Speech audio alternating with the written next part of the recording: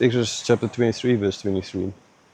When my angel goes before you and brings you to the Amorites and the Hittites and the Perizzites and the Canaanites, the Hivites and the Jebusites, and I blot them out, you shall not bow down to their gods, nor serve them, nor do as they do, but you shall utterly overthrow them and break their pillars in pieces. Oh, I forgot to mention, it's now just about 19 minutes past 7, and there the sun is, just get back here again, the sun is just getting up out of behind that.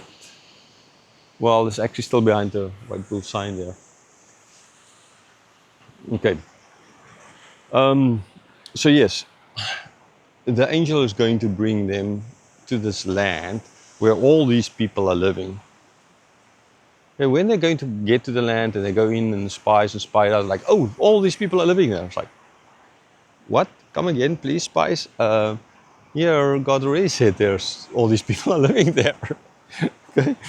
This is Amorites, see, that's Perizzites, the Canaanites, the Hivites, and the Jebusites, all lots of ites, right? Lots of mites. And but God said He'll blot them out.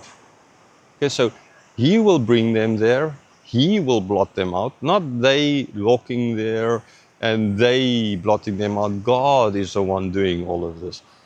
Then there is ought to follow a reaction from their side, and that reaction is them not bowing down to any of their gods, not bowing down to any of their gods.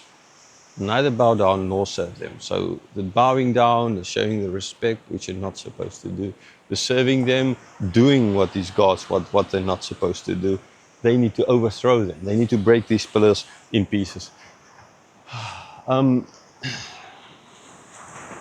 Yeah, okay, firstly, this is Old Covenant and we live in the New Covenant.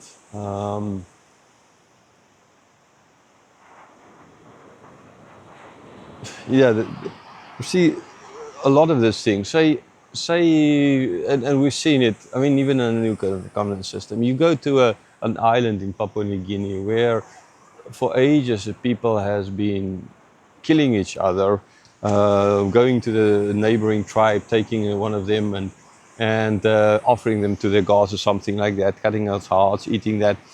Well, like there in Nagaland, and it was in that village, very clean village, where the person explained in the past that's what the people would do. They would just come down, and then they had these forts, and then they would go and hide in it.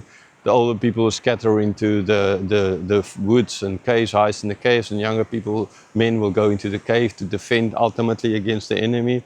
And then they would cut off the head, and then off the head they will cut off the hair and put that in their spear. So there were spears with all this human hair kind of on it, right? And that is the way they live. But then Christianity came, and now they don't live like that. They don't attack each other anymore like that, right? So this is a way they used to do. Now, can anyone on this planet?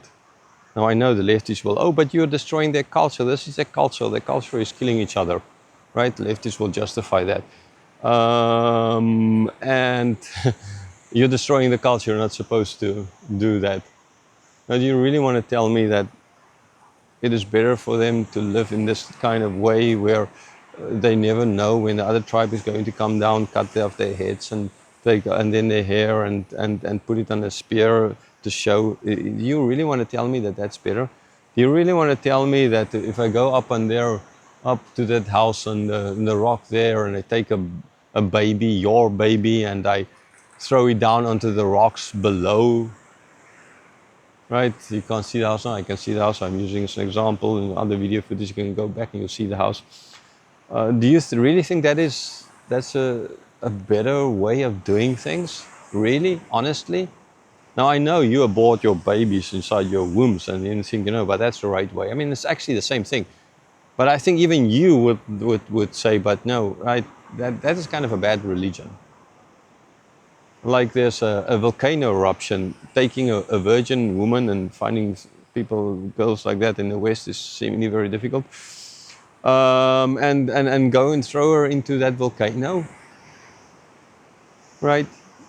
Do you really think that's a better way of doing things? That culture?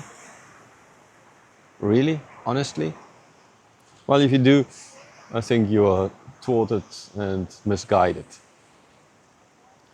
And even can't call yourself human because that is not, that can't be. Right? So in this case it's the same. They are going into this kind of country where these things were done. Remember Abraham and Isaac. God through that showed that he's not that kind of. He doesn't want you to kill your kids for the God, which the people in the area were doing. And so these are the things when they go in, they're supposed to break all of that. That there was no more kids being offered to gods, to the gods, thrown off cliffs and stuff like that.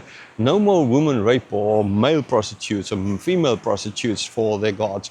None of the babies being killed for Baal so that the harvest can come. All these things is not being done anymore. Not having sex with animals for the God's sake, so that the animals will be more fruitful, for example.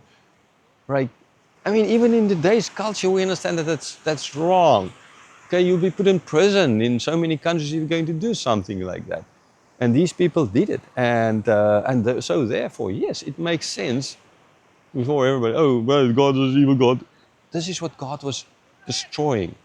This kind of thing, right? Now, is that bad? If you think so, then the problem is surely not with God, right? Like you blame God for this, but you are the problem because your mind is animal kind of warped of Silence of the Lambs. No, I haven't watched the movie, but I mean, how can you not know about the movie?